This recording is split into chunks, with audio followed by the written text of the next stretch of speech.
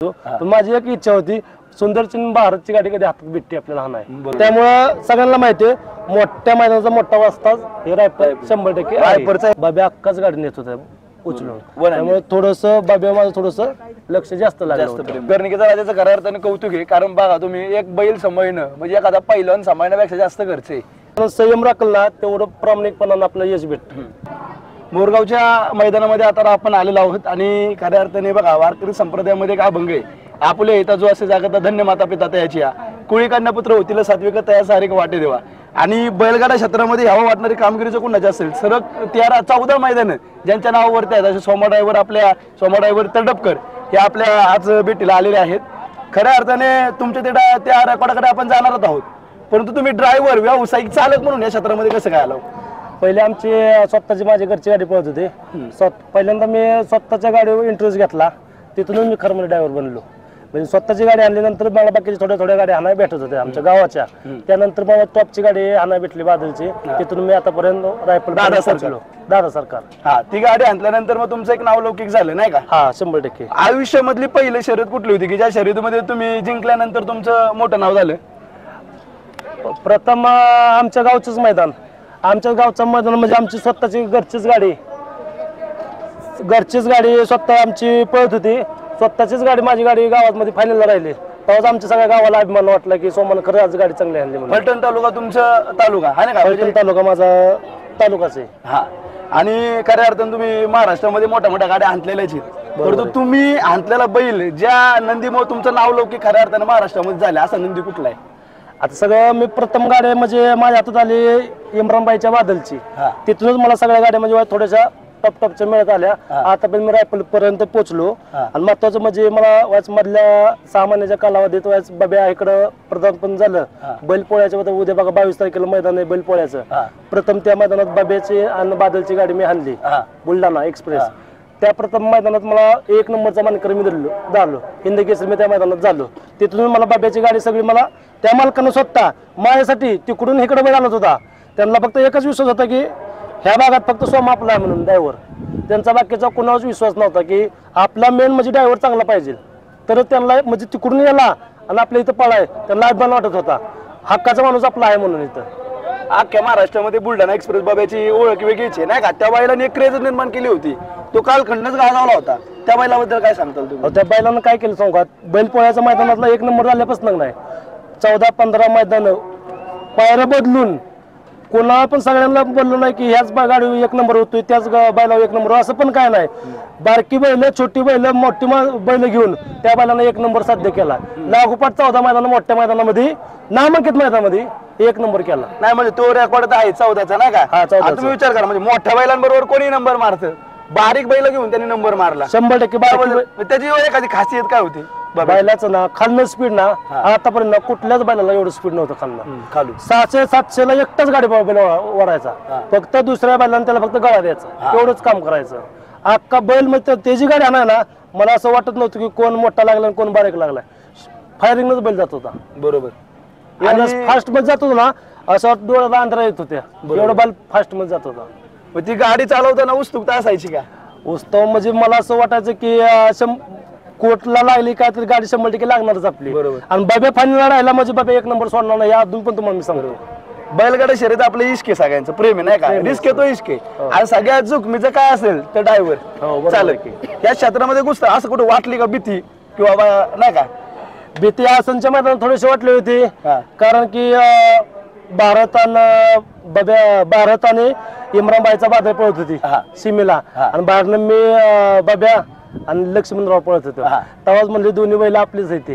पण सुनील मोरे म्हणले आता माझ्या येणार ह्या दोघातच बादल विरुद्ध सोमा ड्रायव्हर समालोचक. हा, सुनील मोरे. मग तेव्हा मी प्रामाणिकपणाने बादलची गाडी मी सीमेला मारली होती. पण मला एवढं बेकार वाटलं ना, शेवटी पण बैल माझाच आहे, बादल माझाच आहे ती पण बैल. पण मला थोडं बेकार वाटलं की आपण बादलची गाडी मारली म्हणून. नाही खरं म्हणजे बघा आपण ज्या बैलावरती जीव लावतो आता तुम्ही एखाद्या आता बघा रायफलकडे आणि आता तुम्ही बघितलं ह्या इथं रायफल पळतोय आपला नाही का? रायफल 81 म्हणजे अख्ख्या महाराष्ट्रामध्ये हा बैल काय बोलायचं नको, त्याची ओळखच नाही नाही का? नावच ब्रँड येते नाही का? त्याबद्दल काय सांगता आणि त्याच्याकडे कसं काय वाढलात तुम्ही? त्याच्याकडे मी प्रथमतः सिकंदरची गाडी माझ्या हातात आली. त्यांना सगळ्यांना मुलांना किंवा त्यांचे फॅन असतील त्यांना युट्यूबवर बघितलं मी गाडी कसा आणतोय काय नाही, त्यांच्यामुळे त्यांना पहिल्यांदा मला सिकंदरची गाडी दिली.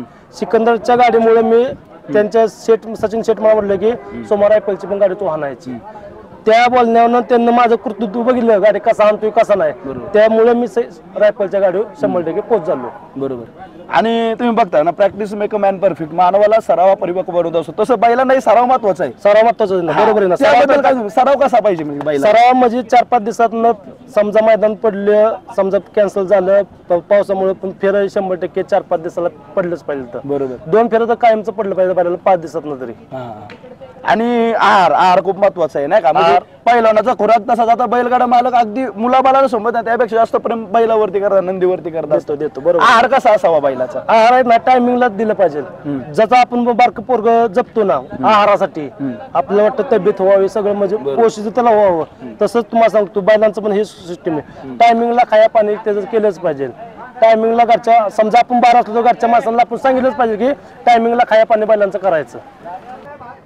आपण आता आहाराविषयी बोलत होतो नाही का, म्हणजे मी आताच बोललो की जसं एखाद्या मुलाला आपण सांभाळतो त्यापेक्षा बैलगाडा मालक आता बैलाला जास्त सांभाळायला लागलेत. एक वेळ तुमचा मुलगा तुम्हाला सांभाळणार आहे, पण मुख्य आरोग्य कसं तुम्ही एकदा त्याला जीव लावला की ते आयुष्यभर जीव लावतो. मालकाच्या आवाजावर कसं आहे, मुलापेक्षा बैलांना समजा प्राण्यांना जास्त ज्ञान असतं. त्यांना आपण सांभाळत तसं तीच आपल्याला पण ओळखतात, सगळं करतात. तुम्हाला सांगतो त्यांच्यामुळे नाही त्यांचा आहार त्यांना टायमिंगला दिला नाही, आणि बैल पण फ्रेश राहतात, सगळं वातावरण सगळं ठीक असतं बैलांचं.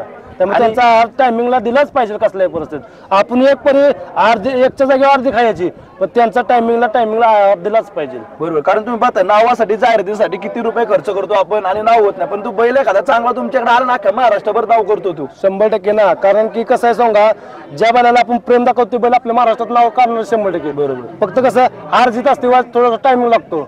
आपण सारखं म्हणू शकतो की बैल आज कमी पडला उद्या जास्त पडेल, हे काय त्याचं म्हणजे नशीबच आहे त्यामुळे त्याला कमी पडायला आपण आहार कमी करायचा असं काय डोक्यात नसतं. आहार टायमिंगला देऊन आपल्याला फक्त काय विषय मध्ये महत्वाचं बैल पाळला पाहिजे. आपला हार जीत तर सगळ्याची असते. बघा आता रायफल असं म्हणलं मोठ्या मैदानाचा मोठा बादशाह, बरोबर आहे का, म्हणजे किंग ऑलवेज किंग राजा शेवटी राजाच असतो. त्याबद्दल काय म्हणताल तुम्ही? रायफलचं कसं आहे, मोठ्या मैदानात रायफल 100% राहतो म्हणजे राहतोच.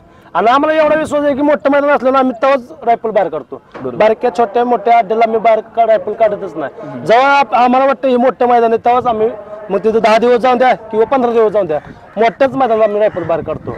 त्यामुळं सगळ्यांना माहिती आहे मोठ्या मैदानाचा मोठा वाजताच हे रायफल 100% रायफलचा एक राग नाही का, एक राग बघणं त्याचं लय निराळा असतो मोठ्या मैदानामध्ये.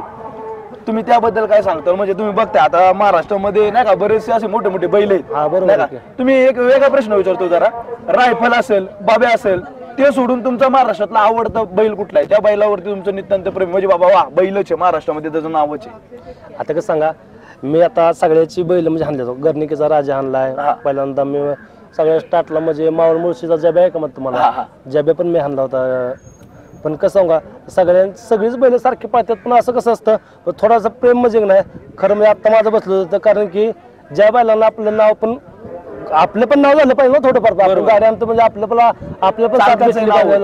चालकाचं पण नाव झालं पाहिजे ना. त्यामुळे मला सगळ्यात म्हणजे ना बाब्याचं कसं वाटत होतं, बाब्याची गाडी हाणाय ना कुठला पण तुमचं 4 नंबरला बैल असून द्या किंवा 5 नंबरला बैल असून द्या, पण बाब्या एवढं माझं वैशिष्ट्य लागलं होतं. बाब्या मला एवढं आवडत होता की बाब्या अक्काच गाडी नेत होता उचलून. त्यामुळे थोडस बाब्या माझं थोडस लक्ष जास्त लागलं प्रेम होतं. हा.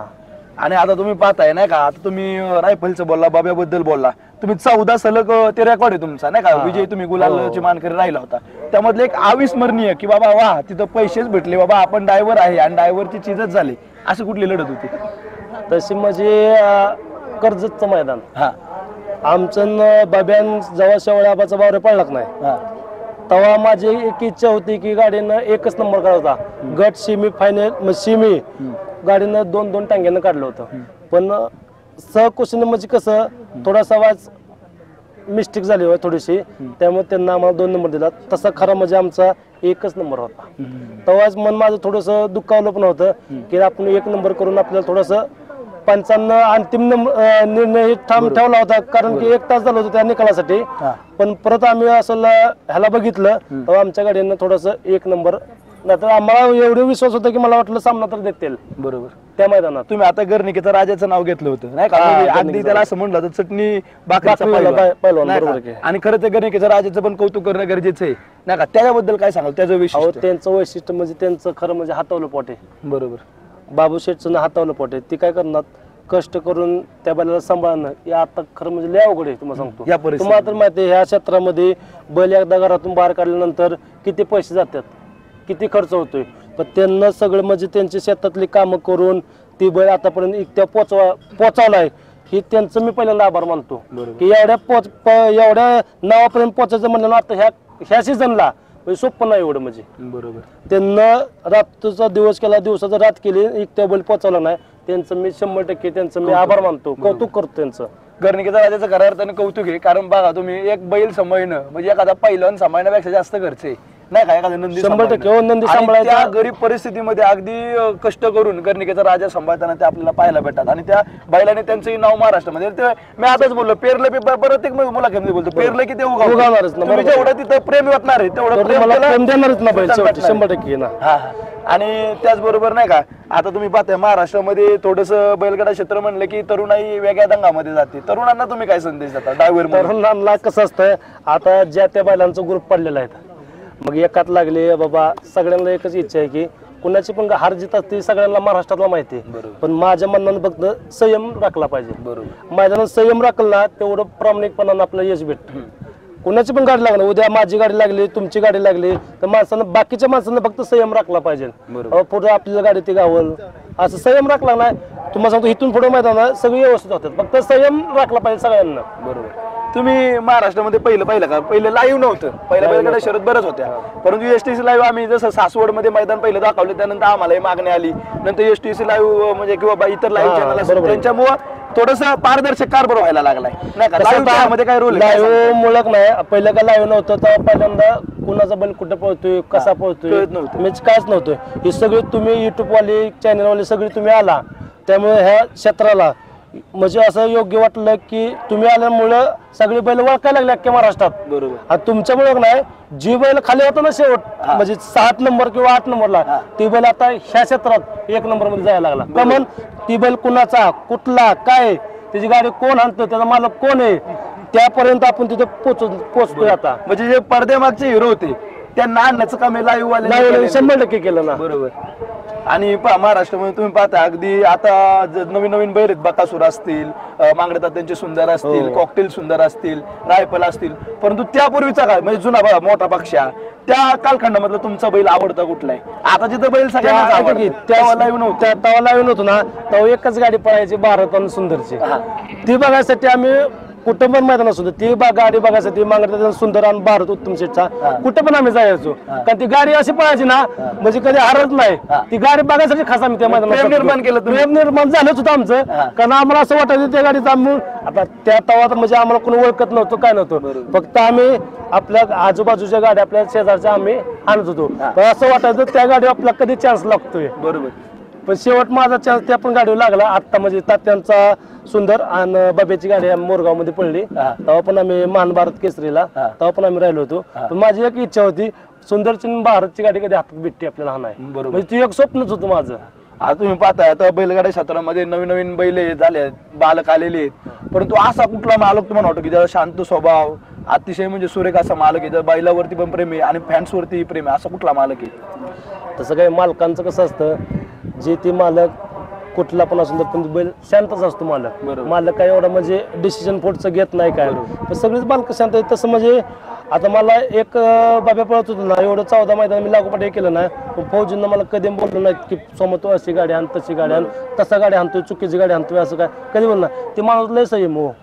तिकडून मला आज 1 नंबर केला ना तर मग 3ऱ्या-4थ्या दिवशी त्यांचा फोन यायचा, बरोबर, की सोमा गाडी कशी पडली काय. फौजींबद्दल काय सांगताल तुम्ही? फौजींबद्दल ना, फौजींना असं कधी वाटलं नाही की सोमा आज गाडीवर बसला आणि आपली गाडी मार खाईल, असं कधी त्यांना वाटलं नाही. सोमा तू असा पायरा केलाय आणि आपली गाडी त्या बाईला पळेल का, त्यांना फक्त एकच विश्वास होता, सोमा गाडीवर बसल्यानंतर आपला बैल 100% पळतो.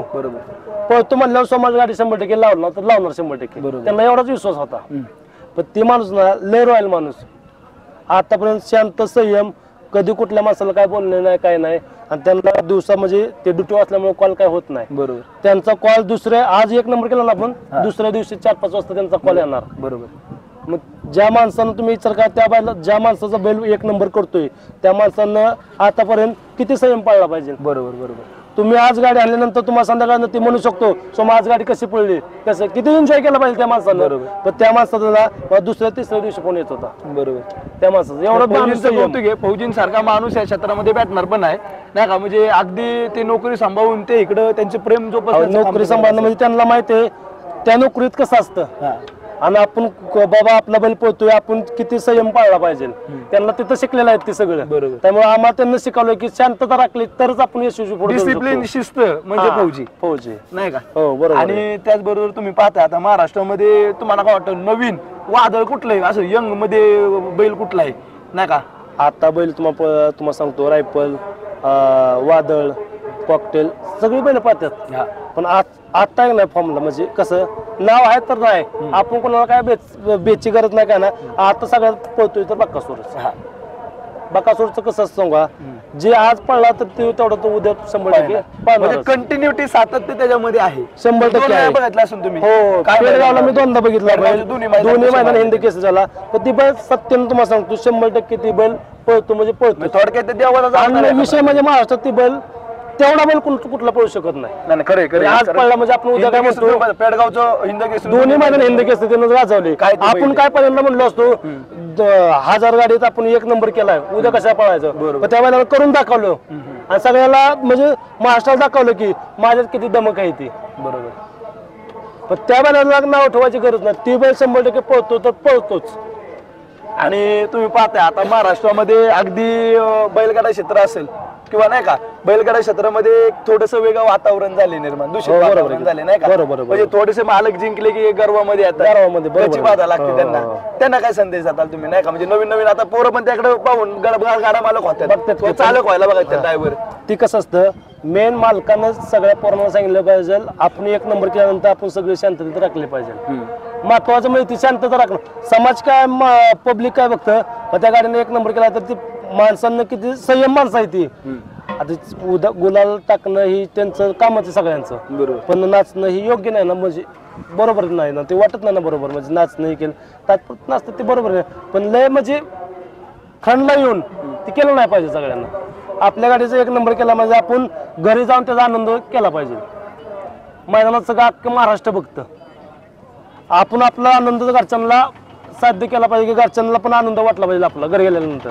बरोबर. म्हणजे कुठला कालवा नाही घरच्यांना काय वाटतंय की आपला पण भांडणं तंटा नाही पाहिजे. घरच्यांचं म्हणणं 1 नंबर केला पण कुणाचं कचकच नको आपल्या मागे. बरोबर. कुणाच्या वाईट घरी आला बाहेर दुवा नको त्यासाठी आपल्या 1 नंबर शांततेत घरी जायचं काय आनंद आहे आपला. ते घरच्यांना योग्य चांगलं वाटलं पाहिजे ना. आपण आज मैदानावर येतोय घरचे काय मैदानावर गेलं पण कचकच नको कोणाची काय. आज फलटण तालुक्यामध्ये नाही तर महाराष्ट्रामध्ये तुमचं नाव आहे, घरच्यांचा कुठल्या प्रकारे सहकार्य सपोर्ट असतो तुम्हाला? घरच्यांचं एकच, गाड्या कोणाच्या पण हाणू दे कशांचं फक्त ध्यान देऊन गाड्या हाणायची, फक्त संयम पाळायचा.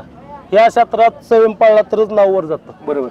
संयम घरच्यांचं एकच. माझे मम्मी पप्पाचं तुम्हाला सांगतो, माझे पण मम्मी पप्पा कष्ट करतात, त्यांचं एकच ध्येय की शांत कुणाची पण गाड्या आण, गरीबाच्या आण श्रीमंताच्या आण किती पण पैशावाल्याची गाड्या आण, फक्त संयम धरून. बरोबर. कुणाचं बोलणे नाही काय नाही, कुणाचा निकालला पुढे जाणे नाही काय नाही. जी कमिटी जी मालक बघल ती पुढचं मालक बघल.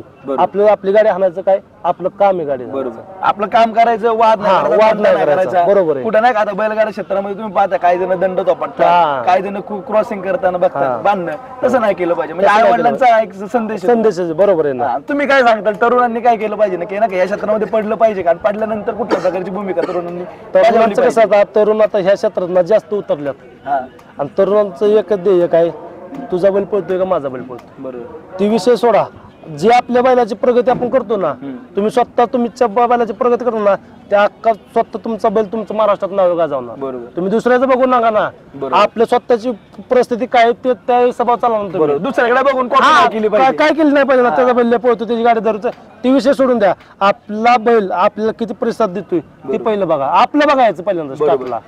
दुसऱ्याची काय कंपॅरिझन करायचं नाही. काय चांगलं प्रगती केली पाहिजे ना आपण. चालतंय. खूप छान वाटलं.